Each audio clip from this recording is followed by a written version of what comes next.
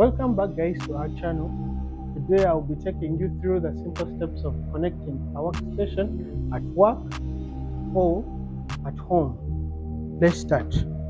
First, you will need the computer itself. And when I talk about the computer, I mean the display monitor, the tower that most people refer to as the CPU, but that is not right. This whole thing is called a tower. The CPU is a chip on the motherboard in the tower.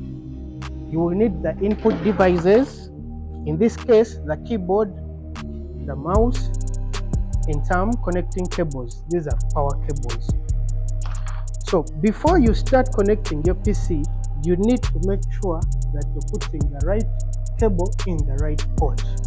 I'll take you through the different ports we have on our tower.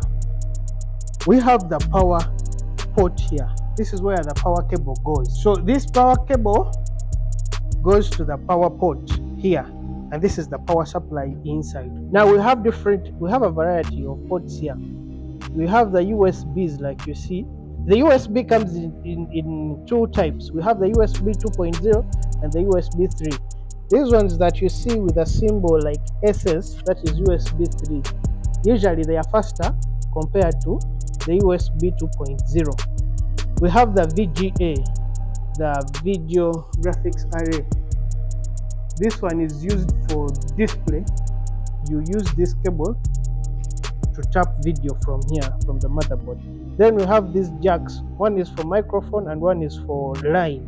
For example, if you want to play some music, you can use the line for microphone. When you want to input audio and record, maybe process that signal, this is the port you use. We have the port 2. This is old technology. It was used on the old mice, but I think it is being phased out. They are called port 2 mouse.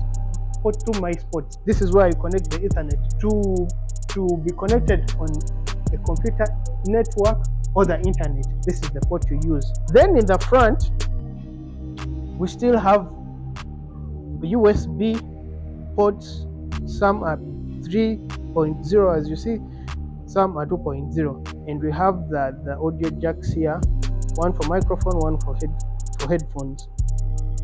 Then we have a CD-ROM or DVD-ROM. These two are for DVD-ROMs. You know that the CD, the old thing. Now we start our connection. When you are connecting, you get your VGA. My monitor here, as you see, it uses only VGA, but like I told you, new monitors come with display ports and HDMI ports, but this one is old technology. It comes with a VGA, and the VGA I'm talking about is this cable, the video graphics array. This is a male port, so it goes in this slot here, and you screw it in to be tight.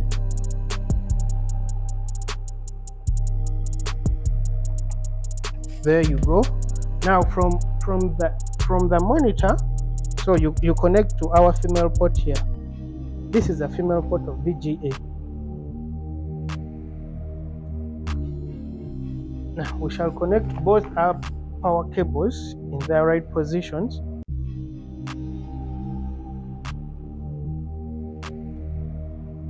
The power cable, like I said, it goes straight to the power port, which is this one. You do the same on the monitor side.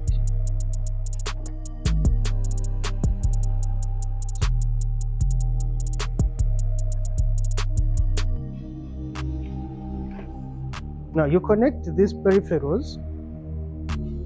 Peripherals is a fancy word for hardware. So you connect these other pieces of hardware through the ports like I explained to you. Now this is a USB, goes to USB port. Same for the keyboard.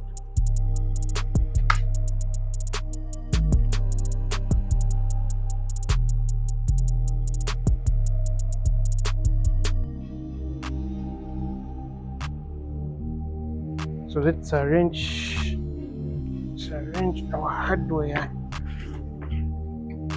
We plug in for power in the extension. After making sure that every cable has been connected to the right ports and in the right device, you come and power the computer. You power the monitor as well, and you power your CPU. So it will start what we call the boot process. When you see this Windows icon and the something that shows, and you just know it is a successful boot up. Let's wait. Now it is done. This is what they call a desktop. So we have been successful in connecting the computer. Let us test our inputs, our input devices like the mouse and the keyboard. For the mouse, you can test by clicking. So it is responding, which means it has also connected successfully. For the keyboard, you randomly place and see. You see that response? It shows it has been successfully registered by the operating system. I wanted to show you a few things on the tower, like the CD-ROM and these ports here. These are USB ports, like I explained before, but these ones, there is what we call form factor. Some manufacturers come with provisions of 2.2. We have the microphone port or the jack port at the front, but we have also an extra behind here. Same for the headphones.